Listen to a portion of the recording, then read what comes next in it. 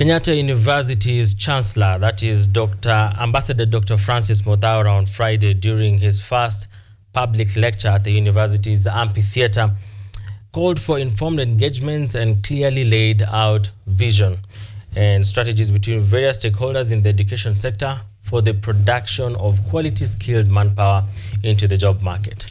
Take a look. Moments after 10 a.m., the Kenyatta University's 6th Chancellor stepped into the amphitheatre, ready to deliver his maiden public lecture under the theme Strengthening Higher Education Through Strategic Reforms and Stakeholder Engagement. Various faculties who are here. With university funding standing tall as a critical issue in Kenya, Ambassador Dr. Francis Muthaura urged the national government to invest more in education through prioritizing the education sector in the government's budgeting process. Adequate funding for universities and equivalent technical institutes is critical for the sustained development of higher education, for continuous production of creative and innovative population. Most developed and best performing economies are also ranked as having the best higher education with the best endowed general universities, technical universities, and also universities of science and technology.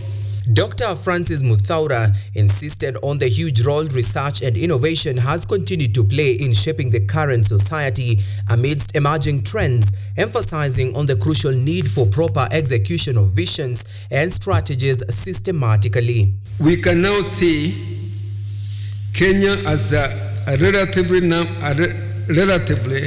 good number of universities, and they are still growing. How do our universities rank regionally and globally?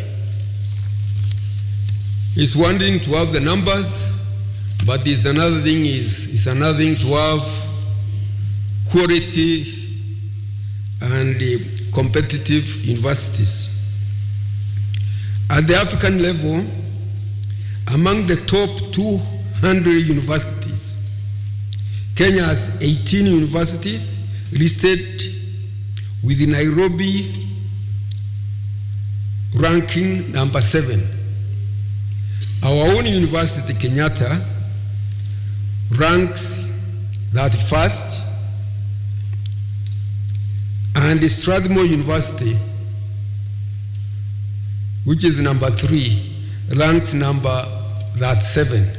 Characterized by an informative question and answer segment, KU's Vice Chancellor Professor Washeke Wanjohi termed the public lecture as a platform to enrich the university's stakeholders, staff and students' experience while at Kenyatta University. I believe that him being here in our institution and holding that position, he will be able maybe to champion, maybe to take us, or maybe to help us to arrive to the levels that he has been able to see out there in the corporate world. When you are here as students, and also when you are here as staff, there are certain things that we assume when we are here because they are available. And until you exit and you realize how much we have actually, how much and how many opportunities that you have lost.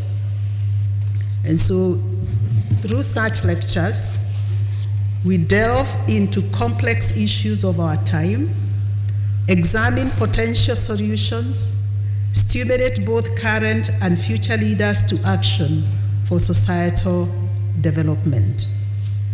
For me, it's something that I want to introduce because it's part of what defines what a university is and ought to be. With today marking the beginning of many other public lectures expected to be held at the university on a regular basis, the Office of the Chairperson Public Lectures Series, Professor Richard Odur, hereby invites suggestions from the public on the next thematic areas they would want discussed during the next public lectures.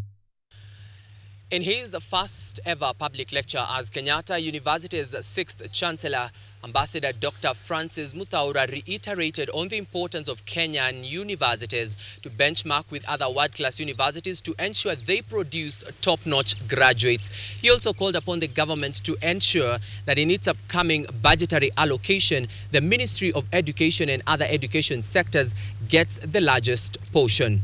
Theo Masharia for KUTV.